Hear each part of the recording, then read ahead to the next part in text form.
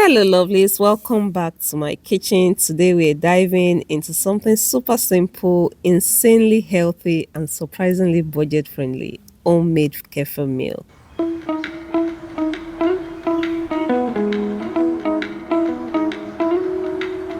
The first thing I do is to sterilize all my utensils. Most of the utensils that I use, they're plastic and glass, and I would go ahead to pour boiling water on all these utensils. This is to eliminate any harmful bacteria that could contaminate my kefir milk. So simple process, I just pour boiling water on all of them in and out, and then I go ahead with the fermentation process. Making kefir milk is a very simple process and requires just two ingredients, your kefir grains and your whole milk.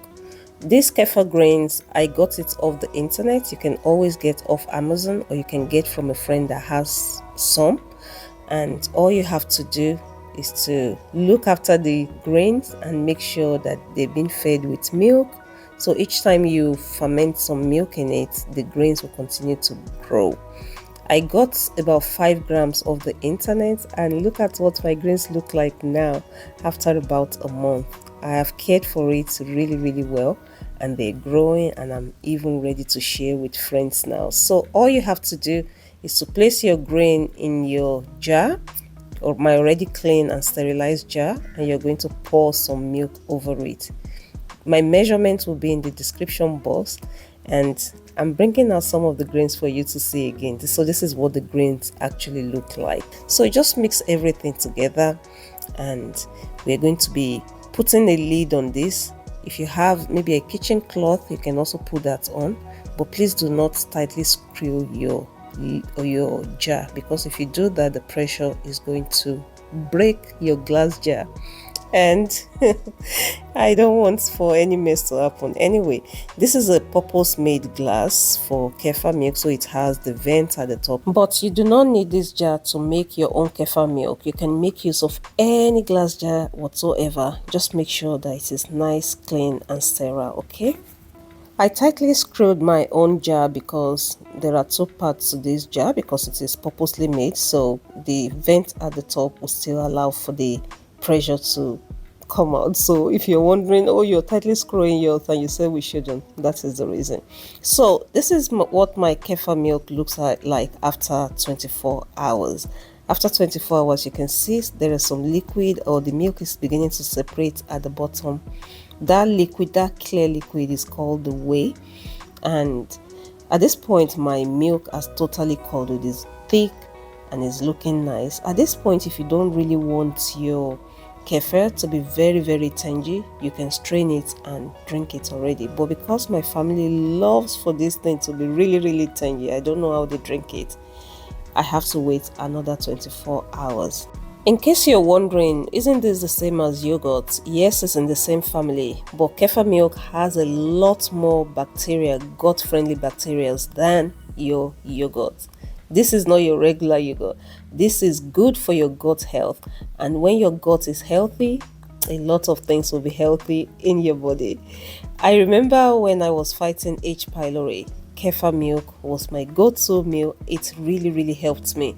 This will help soothe your stomach ulcer if you have stomach ulcer, and just go on Google and read the benefits of kefir milk. But again, you can buy from the store, but it costs a fraction of what you pay in the store if you make yours. So after 48 hours, these are all my utensils. I have my jar to store my grain after straining it. I have my glass bottles for storing my kefir milk, because we're going to keep this in the fridge for a few days. And all I am going to do again is to sterilize everything with hot water again, just to make sure that there is nothing harmful that will be growing in it. Just follow the process.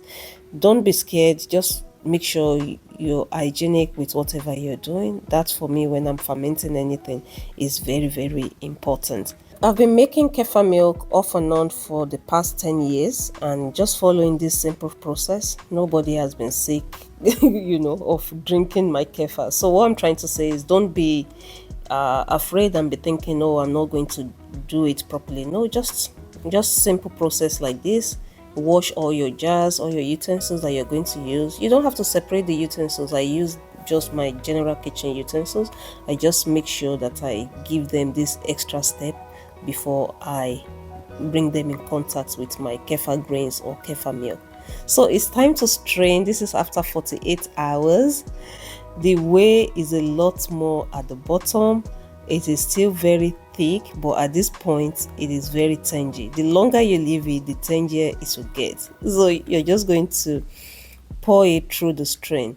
Okay, so the strainer I'm using is also a plastic one. Apparently kefir grains don't like metal, so we're not going to use any metal spoon, metal strainer, or metal containers. None of it, if you notice, is in this process. So plastic, wood and glass is what we're making use of. I don't have any wooden utensil, but you get what I'm trying to say. Don't use any metal. So this my strainer is a very fine one. You can get that in any pound shop or dollar store or of the internet if you don't have any of those shops around you. And just like that, very easy to strain. Your grains have separated from the milk again, and at this point your grain would have grown a little bit more again. And so this is what my grain looks like.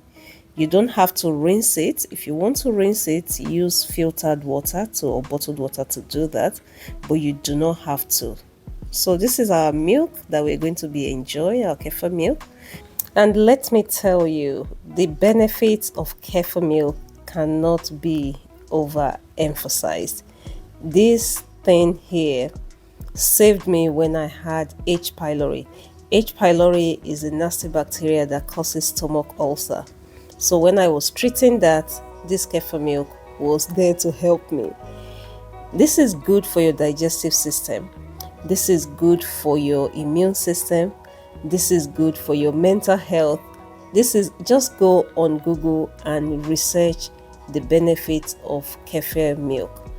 This is a must, and it is very, very easy and cheap to make. If you don't want to make it, you can buy it, but I strongly recommend making your own.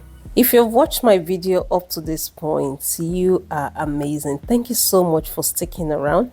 Please do not forget to hit the subscribe button if you're not already subscribed. If you're already subscribed, thank you so much. Really appreciate you. Don't forget to like, leave me a comment, leave me your questions, and also please help me to share this video. I store my strained kefir milk in these bottles. You can store them in glass bottles or plastic bottles and keep them in the fridge. This can stay in the fridge for up to 2 weeks, but I'm telling you, this will be gone in 2 days. And this is what my grains look like now. They've grown even more. So every time you ferment in the milk, your grains will be fed and they will grow more, so you have more grain every time. And what I'm going to do now is to place them in this sterilized jar. I've sterilized that with hot water, and I am going to add a little bit of milk into this jar, and I'll keep it in the fridge until I'm ready to make some kefir milk again.